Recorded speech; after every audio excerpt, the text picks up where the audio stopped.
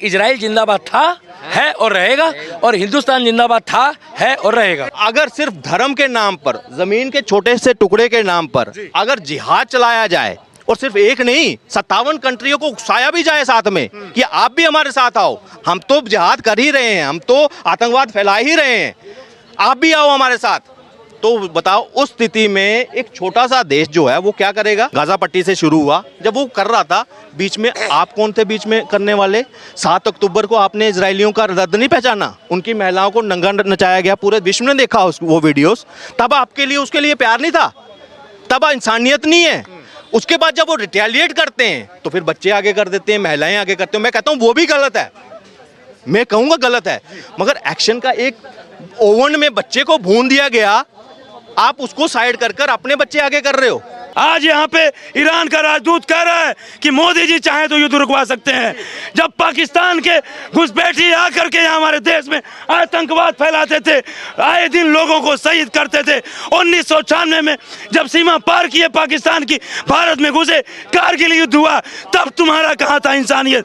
तब तुमने पाकिस्तान का विरोध किया, तब तुमने ईरान की बात कर रहा हूँ मैं, ईरान से पूछ रहा हूँ, तब तुमने पाकिस्तान का विरोध किया, तब तुमने भारत का साथ दिया। हर घर से अब जल निकलेगा, आज कह रहे नसरल्ला निकलेगा। एक लाइन कह देना चाहता हूं कि जाग गया जिस दिन ये हिंदू, जाग गया जिस दिन ये हिंदू, हर घर से मुल्ला निकलेगा। जाग गया जिस दिन ये हिंदू, हर घर से मुल्ला निकलेगा। और भारत में तो भगवा फहरेगा ही, भारत में तो भगवा फहरेगा ही, पाकिस्तान में भी तिरंगा लहरेगा, पाकिस्तान में भी तिरंगा लहरेगा। इजराइल हमारा मित्र देश है जो हमारे बुरे समय में हमेशा खड़ा हुआ है। जिसने चाइना को चुनौती दी, को क्या चाइना को चुनौती, पाकिस्तान को बम्बू दिया, क्या बम्बू। इजराइल ने क्या बोला कि ये मेरा मित्र है, समुंदर में पनडुब्बी लेके खड़ा हो गया था। सर क्या शुभ नाम है आपका? मेरा नाम पवन केसर है जी केसर जी, सबसे पहला सवाल ये कि इजराइल क्या चाहता है? इतने सारे देशों के बीच में फंसा वो एक देश चारों तरफ से, फिर भी वो इतना आक्रामक क्यों है? इजराइल जो है ना अपने नागरिकों की सुरक्षा चाहता है। ठीक है। इजराइल जो है वो आतंकवाद से मुक्ति चाहता है। ठीक है। इजराइल जो है वो ये चाहता है कि अगर मेरा कोई नागरिक है, वो अगर डॉक्टर है, इंजीनियर है, कोई बड़ी कंपनी का सीईओ है, उसकी फैमिली वो सुरक्षित रहे। और ये क्या गलत चाहता है? कोई गलत है? गलत तो नहीं है, मगर अगर सिर्फ धर्म के नाम पर, जमीन के छोटे से टुकड़े के नाम पर अगर जिहाद चलाया जाए, और सिर्फ एक नहीं 57 कंट्रियों को उकसाया भी जाए साथ में कि आप भी हमारे साथ आओ, हम तो जिहाद कर ही रहे हैं, हम तो आतंकवाद फैला ही रहे हैं, आप भी आओ हमारे साथ, तो बताओ उस स्थिति में एक छोटा सा देश जो है वो क्या करेगा। आज जो भी इसका असर हो रहा है ना, ये 7 अक्टूबर डेट याद रखना है, 7 अक्टूबर हाँ 2023। और एक आपको अपनी डेट भी याद होना चाहिए, जब कश्मीरियों का जनवरी का 1990 का वो दिन, वो भी याद रखना पड़ेगा आपको, जब नरसंहार यहाँ पे हुआ। आप आज जो हिंदुस्तानी है ना, अगर वो आज इजराइल का समर्थन कर रहा है ना, तो वो इजराइल में को अपने जैसा देखता है, क्योंकि जो हमने भुगता वही चीज जो है ना, हमने दशकों भुगता, आज वो इजराइल भुगत रहा है। मगर हमारे बदनसीबी ये रही कि कमजोर सरकारें कांग्रेस से जो है वो रही, और सिर्फ थोड़ा सा पीरियड जो था वो इनका रहा, अटल बिहारी वाजपेयी जी का, उसमें भी युद्ध जीता है हमने युद्ध। अगर वो कंटिन्यू सरकार रही होती, जैसे आज मजबूत सरकार है, आज आतंकवाद सफाया हो गया, तो हमें शायद कई ऐसे घरों को वो शायद बच जाते, मगर मैं कहता हूँ नालायकी हुई। लेकिन आज जब इजराइल अगर उनको ठोक रहा है ना, तो मैं कहता हूँ, मैं पवन केसर, मैं इजराइल के साथ हूँ, ये नहीं कि धर्म के नाम पर या कुछ। लेकिन जो ईरान के समर्थक हैं, चाहे वो भारत में हो या वो बाहर हो, वो कह रहे हैं कि ईरान हक के लिए जंग कर रहा है। सर मैं ईरान की बात करता हूँ, ईरान के साथ हमारा स्ट्रैटेजिक अलायंस भी है, ऐसे तो मेरी उसके ऊपर टिप्पणी नहीं बनती, मगर अगर कोई आतंकवादी संगठन का सरगना जो एक देश को तंग कर रहा है, उसको मैं कहता हूँ पूरा हक है उसको उस पर कार्रवाई करने का। जो दिन रात ये मंसूबे बनाते हैं कि हमें इजराइल को कैसे ख़त्म करना है, तो मैं कहता हूँ इजराइल को हक है कि उसको रिटेलिएट कर कर उसको एक एक को चुना, अपने दुश्मनों को ख़त्म किया जाए। वही वो चीज़ कर रहा है। आपने ईरान धमकियां देता था जब लेबनान तक ये पहुंचा, मैं कहता हूँ गाजा से शुरू हुआ, गाजा पट्टी से शुरू हुआ, जब वो कर रहा था बीच में आप कौन थे बीच में करने वाले?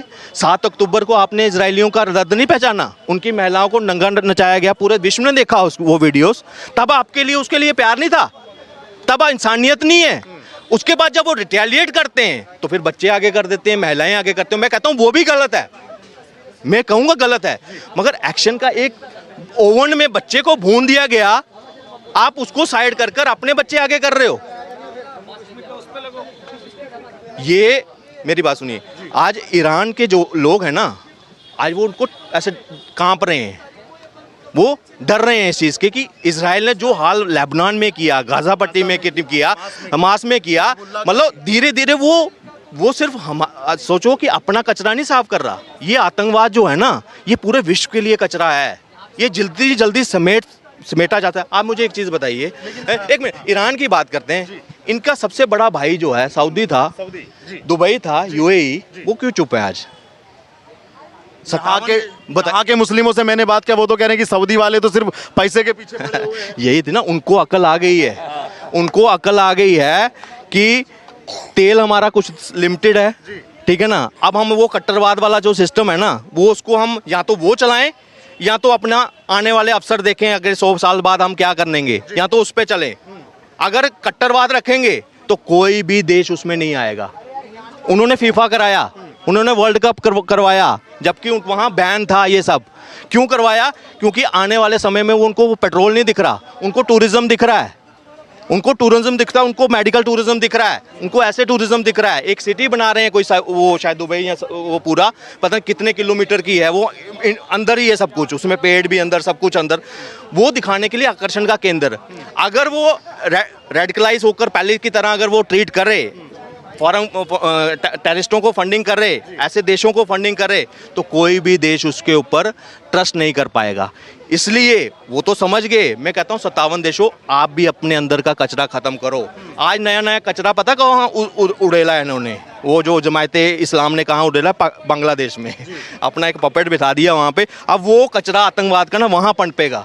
कल परसों की न्यूज़ है, ISI के झंडे वहाँ लग गए, सीरिया वाले, वो वहाँ पे पूरा कट्टरवाद करने वाले हैं। जो बांग्लादेश हमारे से अच्छा मतलब इकॉनमी प्रोग्रेस कर रहा था, उनकी इकॉनमी $62 बिलियन का उसका व्यापार हो चुका था, मगर आज जो भारत के मुस्लिम हैं, जब मैंने उनसे बात की तो वो कह रहे हैं कि मोदी जी या भारत इजराइल के साथ में इसलिए खड़ा है क्योंकि ईरान में मुस्लिम है और मुस्लिमों का विरोध मोदी जी कर रहे हैं, इसलिए वो इजराइल के साथ। देखिए, वो बेवकूफ़ लोग हैं। अगर कोई वो समझता है, हमारा आज भी हमारा स्टैंड इजराइल के साथ भी है, ईरान के साथ भी और फिलिस्तीन के साथ भी है। फर्स्ट ऐसी मैं कहता हूँ विदेश नीति ये सरकार लेकर आई है कि आज तीनों धड़े हमारी तरफ देख रहे हैं। इजराइल भी हमारी तरफ आंखें हैं कि इनका किसके वो आज अमेरिका को नहीं देख रहे। ईरान वाले, आज उसके दूत ने कहा है कि मोदी जी जो है ना वहाँ रुकवा सकते हैं। जो ईरान का राजदूत यहाँ पे आकर कह रहा है। फिर लोग कुछ मीम्स बनाते थे, पापा ने आज देखो, मैं कहता हूँ जो आज समर्थन कर रहे थे ना नजरुल्लाह का, देखो आज आपके पापा ईरान वाले वो भी कह रहे हैं कि यहाँ वाला पापा वही रुकवाएगा यही वाला पापा रुकवा सकता है वार, क्योंकि उनकी टांगे कांप रही है। कभी सोचा ही नहीं, टेक्नोलॉजी, गन उठाई चले, वो टेक्नोलॉजी में इतने आगे हैं, पेजर फाट रहे हैं, आगे जाकर क्या पता मोबाइल फटे, उससे लोग मारने शुरू हो जाएं और ये उनसे लड़ेंगे, ये उनसे लड़ेंगे। एक चीज़ हो रहा है, 7 अक्टूबर है ना, ये मैं कहूँगा हम भी उसमें थे। अगर कश्मीर का देखा जाए, हम भी उसी दर से गुजरे हैं। मगर मैं कहता हूँ वर्ल्ड के लिए वो सबक होना चाहिए कि जो देश आज भी अगर आतंकवाद का अगर समर्थन कर रहा है ना, उसको बाइकाट करो, टोटली सैंक्शन लगवाओ उसके ऊपर। और ये नहीं कि सिर्फ अमेरिका ही बाप बनकर रहेगा, अब भारत भी जो है ना वो अपनी आंखें दिखा रहा है और आतंकवाद के विरुद्ध एक ही पॉलिसी है कि जीरो टॉलरेंस। आतंकवादी जो भी बन पाएगा ना उसके साथ नो रिलेशन, कोई मतलब अपनी तरफ से बैन। आज भारत जो है ना बहुत बड़ा बाजार है।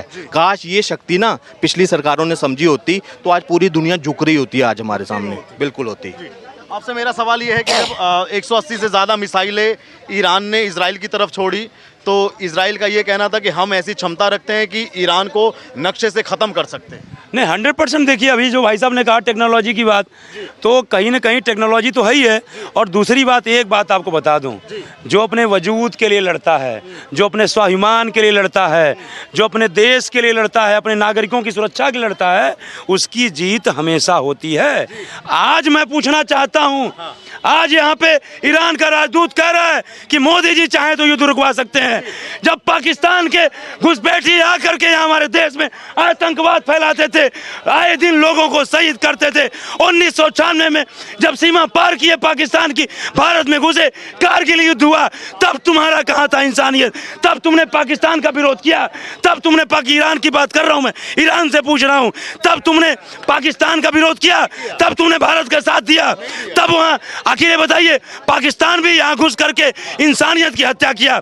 आए दिन पाकिस्तान यहाँ आतंकवाद फैलाता था, इंसानियत की हत्या करता था, लेकिन तब तुमने पाकिस्तान का विरोध नहीं किया, तब तुमने भारत का साथ नहीं दिया। आज तुम्हारी फट गई है, आज तुम्हारे अंदर घुस गया सब कुछ, एकदम तुम्हारी नानी याद आ रही है, तो तुमको भारत याद आ रहा है, तुमको भारत याद आ रहा है। और एक लाइन में कह देना चाहता हूं सर, ये तुमने शुरू किया है। जो भाई साहब ने कहा 7 अक्टूबर 2023 12,000 इजरायली मारे गए थे। फिलिस्तीन और हमास के साथ जो आतंकवादी समूह है, इन्होंने क्या कहते हैं, मिलकर के उस पर आक्रमण किया। उससे पहले से 48 में आक्रमण किया, इसके बाद 24 में अप्रैल में इन लोगों ने ये किया। तो ये तो तुमने शुरू किया ना। यदि तुम्हारे बीच में कोई विवाद था तो एक बार बैठ के तो सुलझाते, बात तो करते। और बात में एक उदाहरण देना चाहता हूँ, मैं हिंदू हूँ ना, लेकिन हिंदू में 4 वर्ण है, ब्राह्मण, ठाकुर, क्षत्रिय, वैश्य। तो मैं हिंदू हूं पहले, लेकिन मेरे ब्राह्मणत्व पे कोई प्रहार करेगा, मैं कह रहा हूं वो चाहे सिया हो चाहे सुन्नी हो, वो अपना अपना उसका जीवन पद्धति है। मेरे ब्राह्मणत्व पे कोई प्रहार करेगा तो वो क्षत्रिय हो, चाहे वैश्य हो, चाहे शूद्र हो, मैं उसे नहीं छोड़ूंगा। भगवान परशुराम विष्णु के छठे अवतार 21 बार क्षत्रियों को विहीन कर दिए थे। विष्णु जी कौन बनेंगे वहाँ पे? क्या कह रहे हो? ईरान के लिए विष्णु जी का रूप धारण कौन करेगा? चक्र कौन चलाएगा वहाँ? भैया इजराइल तो काम कर ही रहा है, लेकिन आज बताइए, कह दिए ना, भारत चाहे तो युद्ध रुकवा सकता है। जब राक्षसों और देवताओं में कोई विवाद होता था, देवता लोग को लगता था अब कोई सहारा नहीं है, तो चलो भोलेनाथ के पास, चलो भोलेनाथ के पास। आज मैं मोदी जी को भोलेनाथ का दर्जा नहीं देता, लेकिन आज जो ये उदाहरण पेश हुआ है कि मोदी जी रुकवा सकते हैं, यहाँ भोलेनाथ के रूप में इजराइल ने उनसे सहारा मांगा है, उनसे क्या कहते हैं वो मांगा है। और सिर्फ 1 मिनट अपनी बात खत्म कर देना चाहता हूँ। आज ये लोग जो है, जो हमारे देश में हर घर से नसरुल्लाह निकलेगा, विरोध कर रहे हैं, ऐसे नारे लगा रहे हैं। क्या कहते हैं कि मोदी जी इसलिए नहीं चाहते हैं कि ईरान का युद्ध रुके क्योंकि मुसलमान है। ये बताइए, ये खाली अपनी रोजी रोटी सेकना चाहते हैं ये लोग। और अब एकदम हद हो गई है भाई साहब। मैं भी कह रहा हूं, क्योंकि बात लंबी हो जाएगी, संक्षेप में निपटा रहा हूं। मैं पहले सनातन राष्ट्र की परिकल्पना करता था, लेकिन जब से बांग्लादेश में हवाल में हिंदुओं के साथ अत्याचार हुआ, तब से मैं भी छोड़ दिया। मैं कहता हूं पहले भारत हिंदू राष्ट्र बने, जब तक हिंदू राष्ट्र नहीं बनेगा तब तक भारत सनातनी राष्ट्र बन ही नहीं सकता। तो इसलिए मैं कहता हूं, आज साला आए दिन जो है टट्टी जिहाद, तूक जिहाद, मूत जिहाद, ये जिहाद ये लोग कर रहे हैं। चर्बी क्या कहते हैं कि चर्बी जिहाद, मैं ये कहता हूं चलिए उसमें तो साले दोगले हिंदू हमारे देश के, दोगले हिंदुओं को मिला करके किया गया, तो मैं उनको भी नहीं मानता। लेकिन मैं वही कह रहा हूं, आज दिन आ गया है। और एक लाइन में कह के अपनी वाणी को विराम दूंगा कि बहुत हो गया लुक्का छिपी, बहुत हो गया लुक्का छिपी, अब तो आगे आना ही होगा। और भाड़ में गया भाईचारा। अब भारत को हिंदू राष्ट्र बनाना ही होगा, अब भारत को हिंदू राष्ट्र बनाना ही होगा। और जो लोग कहते हैं, इससे पहले भी कहते चलाए, अफजल, हर घर से अफजल निकलेगा, आज कह रहे नसरल्ला निकलेगा। एक लाइन कह देना चाहता हूं कि जाग गया जिस दिन ये हिंदू, जाग गया जिस दिन ये हिंदू, हर घर से मुल्ला निकलेगा। जाग गया जिस दिन ये हिंदू, हर घर से मुल्ला निकलेगा। और भारत में तो भगवा फहरेगा ही, भारत में तो भगवा फहरेगा ही। पाकिस्तान में भी तिरंगा लहरेगा, पाकिस्तान में भी तिरंगा लहरेगा। क्या कहना चाहेंगे जो आज का आपने देखा कि हमला चल रहा है, युद्ध चल रहा है, वो कह रहे हैं कि हम अपने हक के लिए जंग कर रहे हैं, वो कह रहे हैं कि भाई हम अपनी सुरक्षा कर रहे हैं, किसको ठीक मानते हैं? इजराइल ठीक है भाई, इजराइल ठीक है। बिल्कुल। देखिए, इजराइल ने आज तक कभी किसी देश पे पहले आक्रमण नहीं किया। उसके ऊपर में आपने देखा होगा, पहले हमास ने किया, हाउती ने, फिर उसके बाद में अभी देख रहे हैं आप हिजबुल्लाह ने कर दिया। तो ये सब देखिए, इजराइल को राइट है अपने आप को डिफेंड करने का, और ये चीज़ बाइडेन ने भी कहा है, यूके के प्राइम मिनिस्टर ने भी कहा, और आज जयशंकर ने भी कह दिया। तो इसमें कोई किंतु परंतु नहीं भाई, आपके अस्तित्व के लिए लड़ाई है, और वो क्यों नहीं अपने आप को सेल्फ डिफेंड करेंगे? डिफेंड करना भी चाहिए। और आपको मैं एक बात बताता हूँ, इंडिया में और इजराइल में ज़्यादा का फ़र्क नहीं है। इंडिया को ये इजराइल को कौन सता रहा है? हिजबुल्लाह, हामस और हाउती। इंडिया को कौन सता रहा है? पाकिस्तान के ये चंद टुच्चे लोग, जैसी मोहम्मद, फिर उसके बाद में लश्कर तैयबा और हिजबुल मुजाहिदीन, यही लोग हैं। देखिए, इजराइल और इंडिया में ना ज़्यादा फर्क नहीं है। तो मैं यही बोलना, आतंकवाद से घिरा है और भारत भी आतंकवाद से घिरा हुआ है। ये बात सोचने की है कि हमें भी परेशान किया जा रहा है, उनको भी परेशान किया जा रहा है लगातार। हमें भी अपना अस्तित्व देखना पड़ेगा, और ये जो लोग कहते हैं ना कि पैलेस्टाइन को सपोर्ट करना चाहिए, हमें पैलेस्टाइन को सपोर्ट करना चाहिए, गांधी जी ने पैलेस्टाइन को सपोर्ट किया था। अरे भाई, गांधी जी ने तो पाकिस्तान को भी सपोर्ट किया था, क्या अब हम पाकिस्तान को सपोर्ट करें? ये लोगों की, मतलब मैं क्या बोलूँगा, मंशा क्या है। आज छोटे छोटे बच्चे बोल रहे हैं कि हर घर से नसरुल्लाह निकलेगा। तो ये बताइए कि उन छोटे बच्चों में कौन जहर फैला रहा है, कौन जहर बुरेद रहा है? बताइए, छोटे बच्चों में। क्या लगता है कि ये युद्ध महायुद्ध की तरफ बढ़ेगा? क्या संभावनाएं लगती हैं? क्या इसके आने वाली क्या कल्पना कर सकते? देखिए, बात है, जितने भी most of the Islamic nation है ना, उसने तो एक पैक्ट बना रखा है इजराइल के साथ कि हम आपके साथ में झगड़ा नहीं करेंगे, एक पूर्ण विराम कर रखा है। उनको भी पता है भाई, संधि कर रखी है उनको भी समझौता के लिए। तो कुछ नहीं होने वाला है। देखिए, वर्ल्ड वार क्यों होगा, और किसका इतना क्षमता है वर्ल्ड वार करने का? आज देखिए, जब इंडिया यूएनएससी का परमानेंट सीट का बिड कर रहा है, इंडिया के साथ में इतने देश खड़े हैं, समझे? और ये सब जो वार है ना, वार सिर्फ इंडिया रुकवा सकता है। और मैं तो समझता हूँ कि मोदी जी को इसमें हस्तक्षेप नहीं करना चाहिए। क्या बोलते हैं, इजराइल को ये क्या बोलते हैं, रिटेलिएट करना चाहिए, और ईरान को सबक सिखाना चाहिए। लेकिन उनके जो सुप्रीम लीडर हैं खामेनेई, जुम्मे की नमाज के बाद वो तो कह रहे हैं सब मुसलमानों एकजुट हो जाओ, इजराइल के खिलाफ में चलो, और वो तो बदला लेने की बात भी कह रहे हैं, और कह रहे हैं कि जहाँ तक हमला करना पड़ेगा करेंगे हम, और किया भी। देखिए, कुछ भी नहीं है। अगर वो कह रहे हैं कि सारे मुसलमान देश, तो सारे मुसलमान देश कहाँ एक हो गए हैं? कौन से मुस्लिम देश का उनके साथ में स्टैंड है? एक पाकिस्तान, जिसके पास खाने का रोटी नहीं है, वो बोल रहा है कि आप लड़िए, हम आपके साथ में हैं। देखिए, बात क्या है ना कि इस देश में इजराइल को हम सपोर्ट करते हैं, इसलिए सपोर्ट करते हैं, $4.8 बिलियन का हमारा उनके साथ में लेन देन है, समझे? इसलिए नहीं कि हम ईरान के साथ दे दें क्योंकि हमारा तेल का उससे वो है। भाई, हम रशिया से भी तेल खरीद सकते हैं, और रशिया से तेल हमने खरीदा कोई पैसा दे के नहीं, पानी के मुताबिक हमने वो तेल खरीदा उससे। तो मोदी जी को पता है कि क्या करना है इस देश में और क्या नहीं। ईरान को हम चाय भी देते हैं, जो चाय का जो पत्ती होता है वहाँ से वो भी। बिल्कुल, अरे देते हैं सर, मानते हैं, मगर एक देश को जो 1965 में 1971 में कारगिल वार के टाइम में हमें मिसाइल दे रहा है, वो तो उसको हम नहीं भूल सकते ना। हमारे देश को जब सबसे ज़्यादा ज़रूरत था तो कोई देश नहीं, इजराइल खड़ा हुआ, तो हम कैसे इजराइल को भूल सकते हैं? इजराइल के साथ खड़े हैं हम। चाचा, आपके पास भी आऊँगा। एक सवाल आपसे कि नारे लगाए जा रहे हैं कि हर घर में वो निकलेगा। कौन वो? नसरुल्लाह। देखो भैया, मेरी बात सुनो, नसरुल्लाह कौन देश का है? नसरुल्लाह कौन से देश का है? नसरुल्लाह जो हिजबुल्लाह का जो चीफ था। हाँ, हमारा हेड कौन है? यहाँ का चीफ कौन है? हमारा चौकीदार मोदी जी है। उत्तर प्रदेश का चीफ कौन है? योगी जी है। ये नसरुल्लाह जो है ना, उनके आगे पानी भरते हैं। योगी जी के यहाँ जो पानी भरने वाला है, उसका नाम भी नसरुल्लाह है। क्या नसरुल्लाह? हाँ, वो गाड़ी साफ करता है उनकी, वो गाड़ी साफ करता है। और रहा सवाल इजराइल का, तो जितना पावरफुल इजराइल है ना, तो यहाँ जितने भी लोग बैठे, मैं सबको कहूँगा कि भैया पवन भैया एक बार इजराइल के लिए जोरदार ताली होनी चाहिए भाई। आप पूछो क्यों? हर घर में एक योद्धा है, हर घर में योद्धा है। हमारे यहाँ इंस्टाग्राम वाले योद्धा हैं, फेसबुक वाले योद्धा हैं, ट्विटर वाले योद्धा हैं, अश्लील वीडियो देखने वाले योद्धा हैं, मियाँ खलीफा देखने वाले योद्धा हैं। मगर इजराइल में वहाँ के लोग इंस्टाग्राम, फेसबुक, यूट्यूब नहीं चलाते।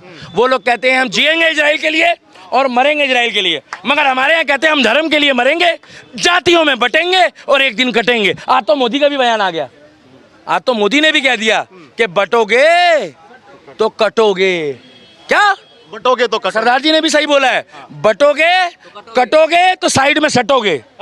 अब साइड में सटोगे तो राहुल गांधी खेतों में जलेबी उगा रहा है। हटना, वो देखो जलेबी उग रही है, वो देखो। अरे इजराइल में राहुल गांधी कहाँ से वो देखो राहुल गांधी ने जलेबी बोई है।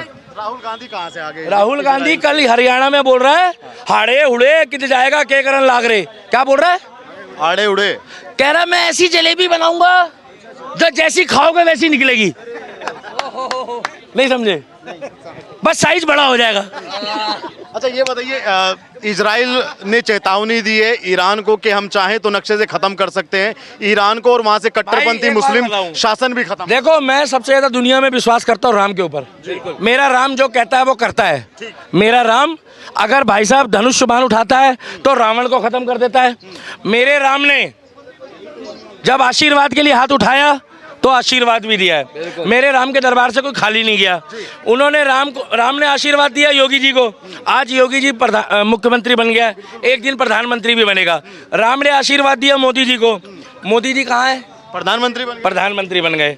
मेरे को एक बात बता दो, जो जो मेरे राम का है वही मेरे काम का है। पूछो क्यों बोल रहा हूँ मैं? क्यों बोल रहे हैं? क्योंकि इजराइल भी कहता है जय श्री राम, जय श्री राम। और मैं हिंदुस्तान में रहता हूँ तो डंके की चोट पे कहता हूँ। कल इसको एक लेडीज कह रही कि हम राम राम करते हैं। अरे मूर्खो, हम राम राम करेंगे, तुम्हारे जो बस की हो तुम हमारी पूछ पाड़ लो। बिल्कुल भाई गलत बोल रहा हूँ? बिल्कुल सही बात है। क्योंकि हम राम के थे, राम के हैं और राम के रहेंगे। अब रहा सवाल इजराइल का। इजराइल किसी के बाप से नहीं डरता। क्या? किसी के बाप से नहीं। क्योंकि वो बागेश्वर बाबा का भी भक्त है। इजराइल पूछो क्यों? वो रोज ठटरी बांध रहे हैं लोगों की। नहीं बंद रहा है। आपके एक बात बताओ, ईरान कहता है हम ये करेंगे, हम वो करेंगे, करके दिखाओ ना साले बुड़वक। भोजली वाला, गाली नहीं बकी भाई साहब, हाँ नहीं गाली नहीं है। गाली नहीं है, भोजली वालों बोला है। भोजली वो भाई बड़ा तेज हंस रहा है, वो समझ गया। तुम लोग भी समझ गए होगे। हलाला वाला ये दी न्यूज़ पेपर की वीडियो निकाल के एडिट करके डालोगे। अम्मी दिल्ली के दीपक की वीडियो आ गई है, चलो एडिट करके डालते हैं। रुको जरा, सब्र करो, धक्का मुक्की नहीं करने का। तुम्हारा घर चल रहा है मेरी वीडियो से, तुम्हारा घर चल रहा है अब्दुल मेरी वीडियो से। अब्दुल पे गुस्सा, अम्मी पे गुस्सा क्यों है आप? अब्दुल और अम्मी पे दोनों। अब मुझे एक बात बता दो, इजराइल रात दिन टपाटप ले रहा है। क्या छेद कर रहा है? ले रहा है? और वहां पर सऊदी का शेख जो है भाई साहब वहां मुजरा करवा रहा है। करवा रहा है। मैं आज ही वीडियो देख रहा, हबीबी वहाँ गाने बज रहे हैं, डीजे बज रहे हैं। वहाँ गाना बज रहा बादशाह का, डीजे वाले बाबू मेरा गाना बजा दे, डीजे वाले बाबू मेरा गाना बजा दे। और इजराइल कह रहा है क्या कि सेना वालों बंदो मिसाइल चला दो, सेना वाले बंदो मिसाइल चला दो। अरे मेरे भाई मेरे को सुनो, मानवता के साथ हूँ। किसी का बच्चा मर रहा हो, किसी की बीवी मर रही हो, मुझे दुख है। मगर जब तुम किसी से पड़ी लकड़ी लोगे, अगर तुम्हारे घर में कोई छेद करेगा दीवार में, तुम उसको नहीं छोड़ोगे। इजराइल के 4 करोड़ लोग हैं, लगभग 4-5 करोड़ की आबादी है। वो 4-5 करोड़ लोग योद्धा हैं और वो किसी परिचय के मोहताज नहीं है। और हम उसका सम्मान, उसका मान प्रत्येक हिंदुस्तानी जो दोगला नहीं होगा वो मरते दम तक करेगा। पूछो क्यों? सैलरी आपको मिलती है, पूछो क्यों? एक बार और पूछो क्यों? अरे भाई क्यों? तुम्हारे कान में पतंजलि का तेल है इसलिए तुम्हें सुना रहा हूँ। इजराइल हमारा मित्र देश है जो हमारे बुरे समय में हमेशा खड़ा हुआ है। जिसने चाइना को चुनौती दी, को क्या चाइना को चुनौती, पाकिस्तान को बम्बू दिया, क्या इजराइल ने क्या बोला कि ये मेरा मित्र है। समुंदर में पनडुब्बी लेके खड़ा हो गया था।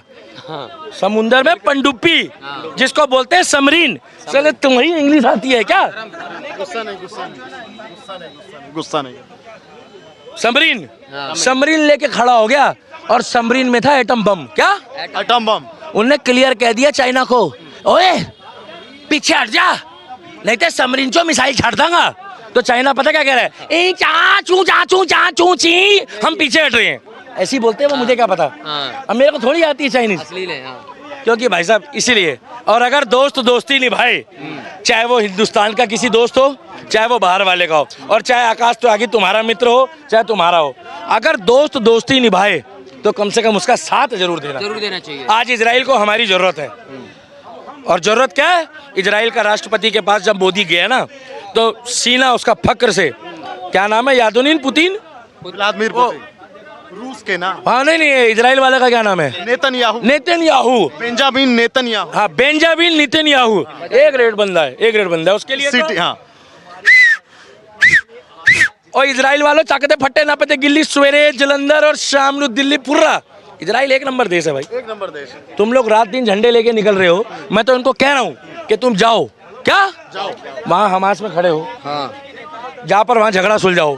अगर तुम बच के वापस आ गए तो मोदी तुम्हारे को स्वागत करेगा, नहीं आए तो बुरा मत मानना, फिर वहीं रह जाना, फिर हम यहाँ आके करोगे क्या? क्या करोगे? दीपक भाई, मेरा आपसे एक सवाल ये है कि जब रूस और यूक्रेन का युद्ध चला तो बहुत से लोगों ने मोदी जी का मीम बनाया कि पापा ने वॉर रुकवा दी, मोदी जी को ऐसे बोला। आज ईरान के राजदूत हैं, उनका नाम है इराज इलाही, वो कह रहे हैं कि भारत चाहे हस्तक्षेप करना चाहे तो युद्ध पे विराम लग सकता है। भारत कहीं हस्तक्षेप नहीं करेगा, मोदी जी बड़ी लकड़ी नहीं लेते। क्या बड़ी लकड़ी नहीं? लोग बड़ी लकड़ी नहीं लेते, एक योगी और एक मोदी, और कनॉट लो इसमें दिल्ली का दीपक।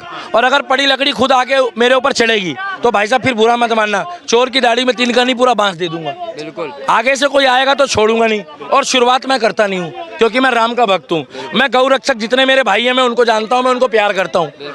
मोदी जी कभी भी बड़ी लकड़ी नहीं लेंगे। हाँ, अगर ईरान कुछ फिरकी ले, कुछ फालतू बोलेगा तो मोदी जी हस्तक्षेप करेंगे, क्योंकि मोदी मैजिक है, मोदी जो बोलता है लोग सुनते हैं। मगर भारत के लोगों को बवासीर होती है। अरे तुम्हें चाय वाला हजम नहीं हो रहा था, अब राहुल गांधी चिरकुट तुम्हारा जलेबी बना रहा है। जलेबी, माथुराम की जलेबी। अरे किसी की भी, तुम प्रचार भाई में क्या कर रहे हो? इतना बड़ा चैनल है, ये काट देना भाई साहब नाम उसका। तुम फ्री में प्रचार क्या कर रहे हो किसी का? अरे बहुत तमाम लोगों ने उसका। भाई साहब हम नाम नहीं लेंगे, हम तो एक ही बात बोलते हैं, हाँ दाने दाने में केसर का स्वाद तुम्हारे।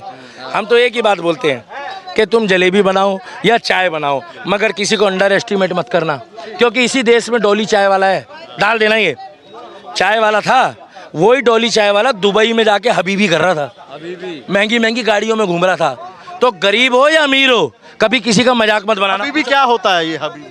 क्या मालूम, वहाँ डांस करते कहते अल हबीबी अल हबीबी अल हबीबी, वहाँ का फैशन है, फैशन है, वहाँ डांस करता है। तो मैं इतना जानता हूँ कि कभी किसी को छोटा और बड़ा मत समझना। क्या आज से 3 साल पहले जो लोग मेरा मजाक बनाते थे ना, आज आके लोग मेरे साथ जब फोटो खिंचाते हैं तो उनको पीछे से बवासीर हो जाती है। कुछ लोगों को पूछो क्यों? इसे कहते हैं राष्ट्रवाद, धर्म, फैन फॉलोइंग। और दिल्ली के दीपक के आगे एक सिस्टम चल रहा है जिसे बोलते हैं कोई टिक सकता है क्या? क्योंकि मैं सच बोलता हूँ।